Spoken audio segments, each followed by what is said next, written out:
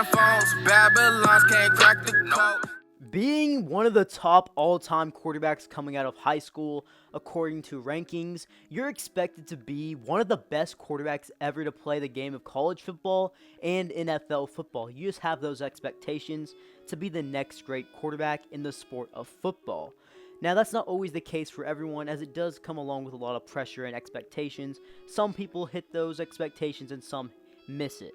And in today's video, y'all, this is B. Kelly back again with another banger video.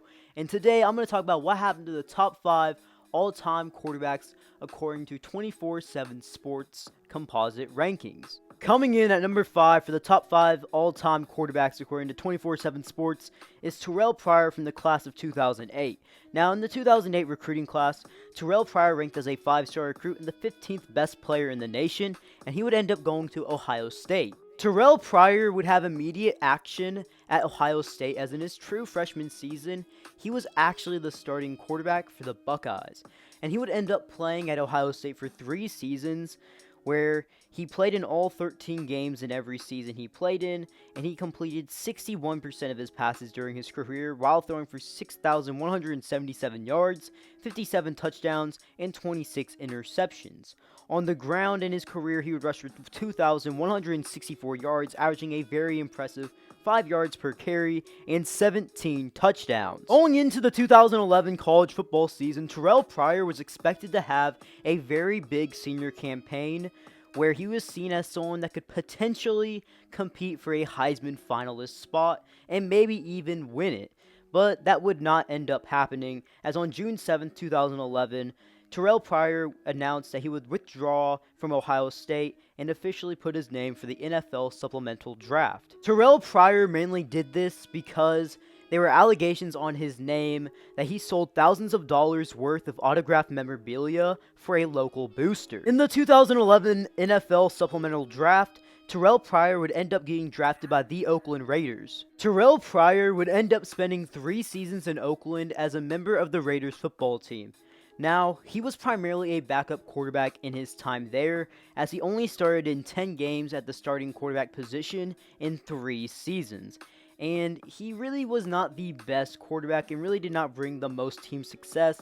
As a starting quarterback, he went 3-7, and he would end up completing 56% of his passes while throwing for 1,994 yards, 9 touchdowns, and 12 interceptions. Terrelle Pryor would end up getting traded after the 2013 season from the Raiders to the Seahawks.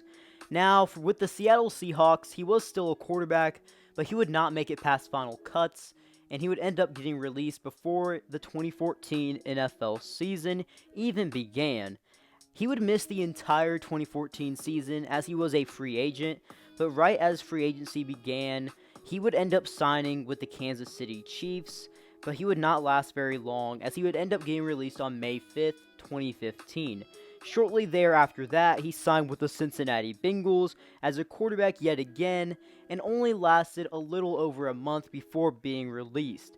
After his departure from the Bengals, he would sign with the Cleveland Browns, where he would actually make the final 53-man roster, but right after that was announced, literally 5 days after, he was waived by the Browns. During the 2015 NFL season, near the very end, Terrelle Pryor would sign again with the Cleveland Browns and be activated to their active 53-man roster, but this time, he was a wide receiver. And in 3 games, he started in 2 of them, where he had 1 reception for 42 yards. Now, in 2016, Terrelle Pryor broke out with the 0-16 Browns, as this guy went completely beast mode. As in 16 games played, he had 1,007 receiving yards and 4 touchdowns on the season. After his breakout season in the 2016 NFL season with the Browns, he would leave Cleveland and go to the Washington football team, where he disappointed, and he would only last in the NFL until 2018, and from 2017 to 2018, he played on 3 different teams in 2 seasons, 1 season in Washington, and in 2018, he spent his final year in the NFL with Buffalo and the New York Jets. The main downfall of Terrelle Pryor as a wide receiver after his big 1,000-yard receiving season with the Browns was primarily injuries and production. He had a lot of injury issues after that big season, and it really seemed like his production and his efficiency just fell off. Coming in at number 4 is Brock Berlin from the 2000 recruiting class. And in the 2000 recruiting class, he ranked as a 5-star recruit and the number 9 player nationally, and he would end up going to Florida. To start off Brock Berlin's college football career at Florida, he would only spend 2 seasons there before transferring to Miami. At Florida, he was really nothing more than just a backup quarterback. In 2 seasons there, however, he would end up throwing for 653 yards, 11 touchdowns, and 2 interceptions. As a redshirt junior in the 2003 college football season, because he had to sit out 2002 due to transfer rules at the time, he would be the starting quarterback for Miami, where he had a lot of ups and downs. In that season, he would end up completing 60% of his passes, throwing for 2,419 yards, 12 touchdowns, and 17 interceptions. As a redshirt senior in the 2004 college football season, he would have a bounce-back season as he completed 56% of his passes, throwing for 2,680 yards, 22 touchdowns, and only 6 interceptions. Berlin, however, would end up going undrafted in the 2005 NFL Draft. He would bounce around from team to team until the 2009 season, until he just wasn't in football anymore. He would end up playing for teams such as the Dolphins, Rams, and Lions, some on the practice squad and some not. Coming in at number 3 all time is Justin Fields from the 2018 recruiting class, and in that class he ranked as a 5-star recruit and the 11th best player in that class. In Justin Fields' first season of college football as a true freshman, he would end up playing at Georgia in the 2018 college football season, and in this season he played in 12 games and he was a backup quarterback to Jake Fromm. In those 12 games, he completed 69% of his passes, throwing for 328 passing yards, 4 touchdowns, and 0 interceptions. He also rushed for 4 touchdowns as well. But after this season, he would end up transferring to Ohio State. When Justin Fields got to Ohio State, he would become the starter immediately, and he took off running, having an amazing sophomore campaign in 2019, where he would end up throwing for 3,273 yards while completing 67% of his passes and throwing for 41 touchdowns and only 3 interceptions, and would even lead the Buckeyes to a Big Ten championship and a playoff appearance. In his final year as a Buckeye in his junior campaign in the 2020 college football season, in 8 games played, he would help lead the Buckeyes to another Big Ten championship game and the national title game as well.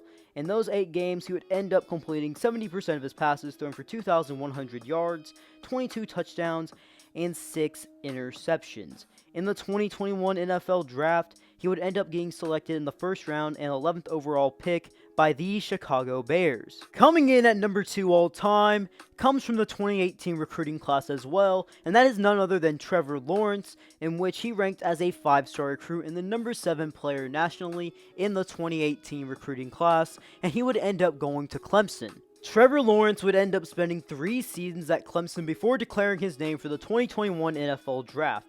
In those 3 seasons, he went to the playoffs every year, he won a national title, and made it to the national title game twice.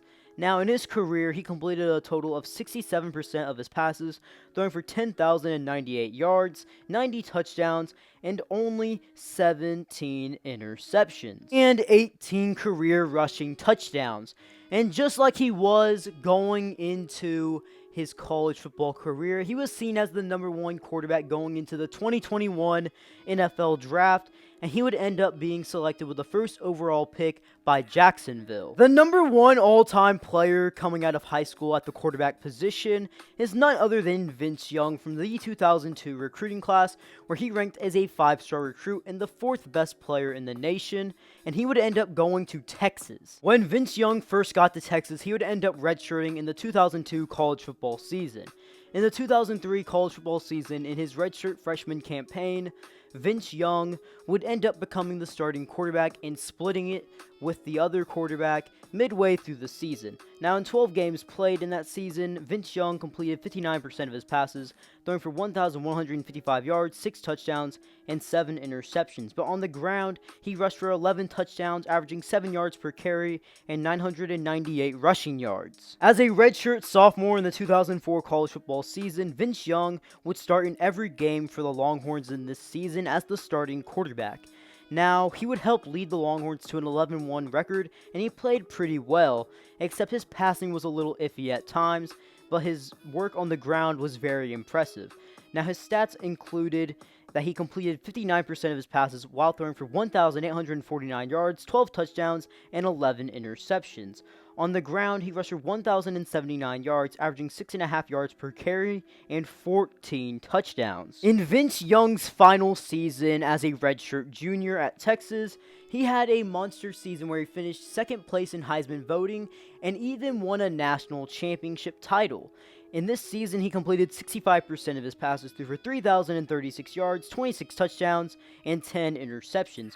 On the ground, he rushed for 1,050 yards, averaging almost 7 yards per carry, and 12 touchdowns.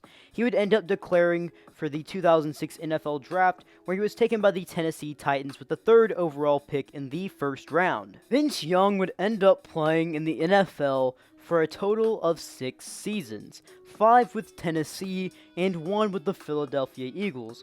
Now, to start off his career as a rookie, he was the AP Offensive Rookie of the Year, and he showed a lot of flashes as he even led the Tennessee Titans to a playoff appearance just as a rookie, but he did show some flaws in his game, and after his first year in the NFL, he really didn't show a lot of improvement down the road. His passing was never consistent, and he was really never an accurate passer at all, and he ended up turning the ball over a lot in each season as a starting quarterback for the Tennessee Titans. And after his first year in the NFL, his rushing abilities kept on dwindling and dwindling each season as he got older. In his 6-year NFL career, Vince Young went 31-19 as a starting quarterback, completing 58% of his passes, thrown for 8,964 yards, throwing 46 touchdowns and 51 interceptions. He would also make 2 Pro Bowl appearances.